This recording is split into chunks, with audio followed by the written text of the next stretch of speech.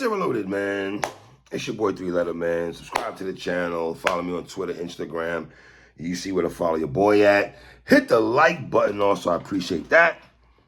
Y'all see the title of this one, man. Let's talk about it. As you know, man, I hate to beat a dead horse, but for new listeners and viewers and all that might not know, I am, yes, born in Brooklyn, New York, but I come from a Caribbean background. My mother's from Jamaica, far from Trinidad.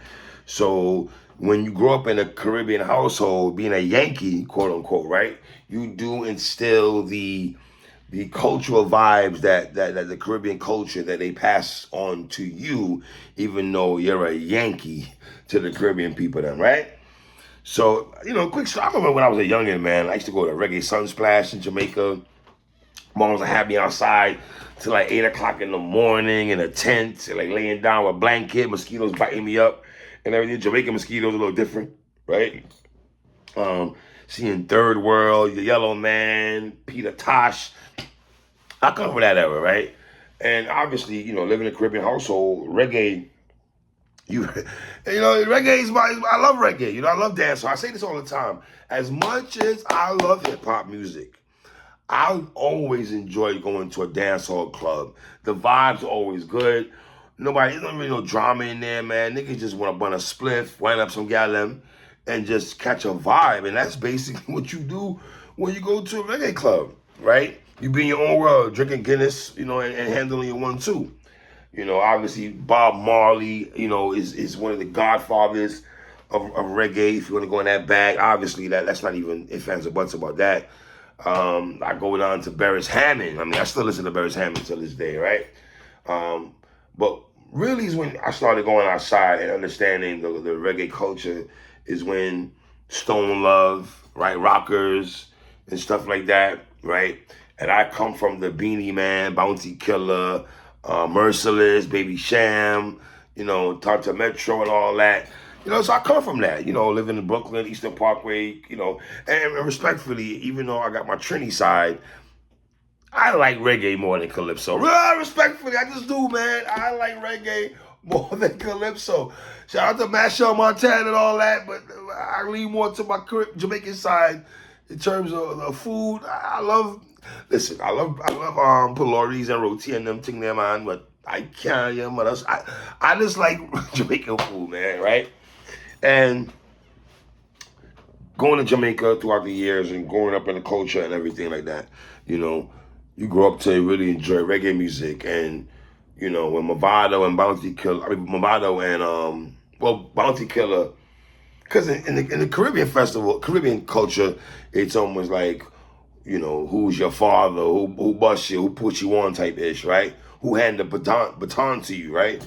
So being that Bounty Killer was that, and listen, I was a Bounty Killer guy. Shout out to Beanie Man, but I was a real Bounty Killer guy, right? And for Vybz Kartel, we're talking about 03 probably, when he was down with the Alliance, down with Bounty Killer and them, and watching him take off from there, right? I think I seen him one year at the Best of the Best in Miami. I forgot what year that was when I seen Vybz. I seen him twice. Twice I seen him. One time I think he was there, and another time he couldn't come. He was via satellite in Jamaica, right? But it was still good vibes. No pun intended. So to me, Kartel and Mavado, they was almost like a Beanie Man, Bounty Killer thing going on. A little bit more intense with these two, right? And shout out to Mavado, but once again, I'm a Vybz Kartel. I rock the vibes a little bit more than Mavado. Their clash is one of the illest clashes of all time. They're making up, I always say, it's the equivalent to when Jay-Z and Nas got on stage together for the I Declare War, and Hov brought Nas out. It was just that big. And to say that Vybz Kartel was in a class by himself, everybody else is looking behind him, there's no ifs, ands, or buts about that, fam. When you go to the dance hall clubs and reggae joints, or even festivals, and vibes come on, it's a different thing, man. Girls broke out. Girls them just be on some other type of vibes. You know what I mean? And damn near was a dance hall hero. Like, the man could do no wrong. If you hear the story about him writing for other artists in his camp, writing for the females and everything, he was dope live performance. He was dope live. You know what I mean? I still watch the episode with him in Trinidad for 40 minutes, just tearing it down. Like, Vybz was that dude. No one was seeing him. Now, I didn't like the cake soap thing, bleaching of the skin. That ain't my cup of tea, but that's what he was, that's just him. Cake soap and coloring book and all that stuff he was into. But son was damn sure a dancehall hero. He was very charismatic, very intelligent brother too, when he had Vybz talk about certain things, right? So this man just did 13 years in Jamaican prison. I could imagine what that's about. Jamaican prison is different than your typical Rikers Island. Like, it's not, what's Rikers Island is crazy. Let me make sure I say that. But, 13 years doing a bid. This man is 48 years old. So he basically spent a large portion of his 40s in prison. A little bit of his late 30s into his mid 40s. And a lot of things have changed. I feel dancehall music, respectfully, ain't been the same since Vybz Kartel been locked up, in my opinion. A lot of you niggas had a chance to grab the baton for 13 years and y'all ain't do nothing with it. And I felt like Jamaican reggae music was taking a back seat, respectfully, to Afro beats. That's what I felt. You know what I mean? So it's like, I don't know, dog. And then if you look at Enhanced, Alkaline, Jamil, 450, Movado, I don't even know what happened. You should have took the baton and ran with it. Skang, Masika, Adonia. And none of y'all niggas took the popcorn. None of you niggas took the baton and ran with it. You feel me? Now here's the concerns that I have for Vybz Kartel. There's been a lot of talk throughout the years about this brother's health condition. And at 40 years old, being removed, even though, sidebar, he dropped, if you go on Spotify, Vybz Kartel dropped a project just last night. Just last night, he dropped a project last night. He's like, that's 14 songs on there. Now, let me say this. He's still recording in prison. That was a different story for a different day. Looking at him, my concern is his health. Not even releasing music, not even performing, right? If y'all thought when Sue Surf comes home, it's going to be crazy, fam, y'all not see when Vybz walked out the prison, how the people in Jamaica were acting? That's different, bro. That's different. That is different. When the whole country is coming to see you, from the Grill to Sav to Mobay, Kingston, Ocho Rios, Spanish Town, all coming in unison, Mandeville, St. Elizabeth, St. Catherine, all coming, Portmore, all coming to see this man. But health is my concern for Vybz Kartel. The brother's face is swollen. He doesn't even sound the same. And obviously people say, well, I'm questioning, is he a clone? I don't think y'all did the same thing to Gucci Man. I'm not going to put clone on Vybz Kartel. The brother had health issues while being locked up in prison. And obviously he's not getting the perfect treatment. And I hope his first move before going to the studio is going to the hospital to get his health looked at. The brother's face is big. It's swollen up. I don't know if that has something to do with his voice now, because he does not sound the same at all when he's talking. He didn't sound the same when he was walking out and they were asking him how you feel, and he was like, he said, they asked him a stupid question after 13 years, what was it like in prison? Like, what kind of an idiot question that, dog? Some blood clot foolishness that. What kind of question that? Oh, how was it? Like he said, it was hell. It was hell. 13 years. You tried 13 years. Ask a man who did 13 years if it's hell with our family, spending mad money on lawyers' fees and all kind of ish. Not knowing if you're ever gonna get out.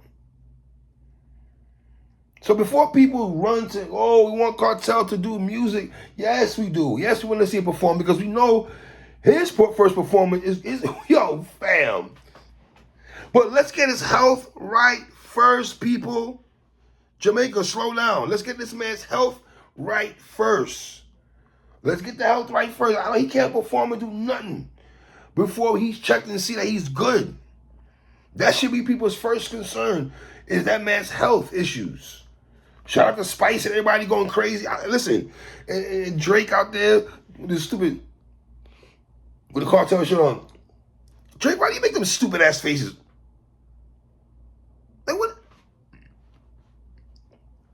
And it just look like this. Like what? Whatever, Drake, man. I know you think now Drake is probably gonna think he's Jamaican now. You know, he goes through different avenues. One minute he's from Houston, Memphis, you know, and now he's from whatever. Even though I know Canadians do rap. I do know Canadians, a lot of Jamaicans Canadian. Like Canada, they love reggae music, right? But man, I just want his brother's health to be, you know, to be taken care of, man. Like I said, after 13 years, his brother looks real different, man. Like I said, I hope he doesn't go back to the bleaching, you know. I know his first interview, Winfred, on stage is going to be crazy.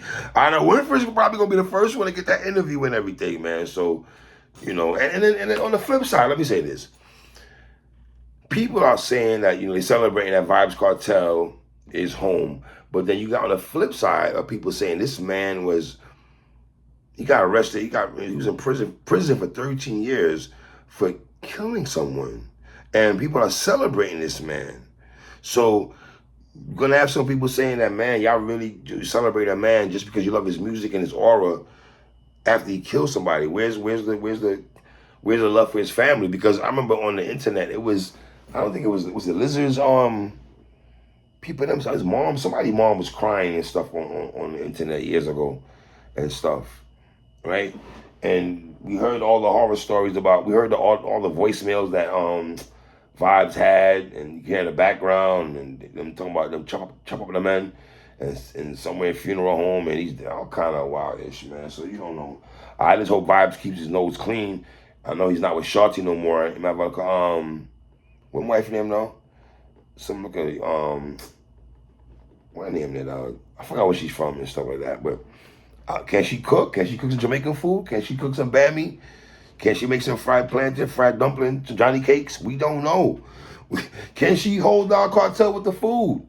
Does Shorty feel a way that, yo, I'm divorced with this man, he's out now, and I just want him to get healthy, bro. He can't do nothing for Jamaica until he gets healthy. And people are saying he's gonna take back dancehall music. Are we sure? We don't know yet. We hope so, but we don't know, because the brother health should be the first thing of concern, is health. He is 48 odd years. 48. World Boss, please stay off the liquor, please, too, sir. Chill off the liquor a bit, for real. You know what I mean? So, I don't know, man. 13 years, man. Wow. So, man, leave comments on about it, man. World Boss, Vybz Kartel, you know what I mean? I know people feel away, but hey, the brother did 13 years, you know. I still have, you know, my heart still goes out to the families, that people that lost their families. I'm never going to be, just because I like artists, going to big up something that they did. But we're here now, right? So let's just see let's pay attention to Kartel. I hope the people around him, you know, are making sure he's in good health. I know Sean Stone was with him and everything like that. I know when he walked out the prison, he hugged up the dude, when he was bridging them, before he hugged up his own wife. But whatever, you know, it's cool. Kartel! Glad you're home, Bridget. Easy.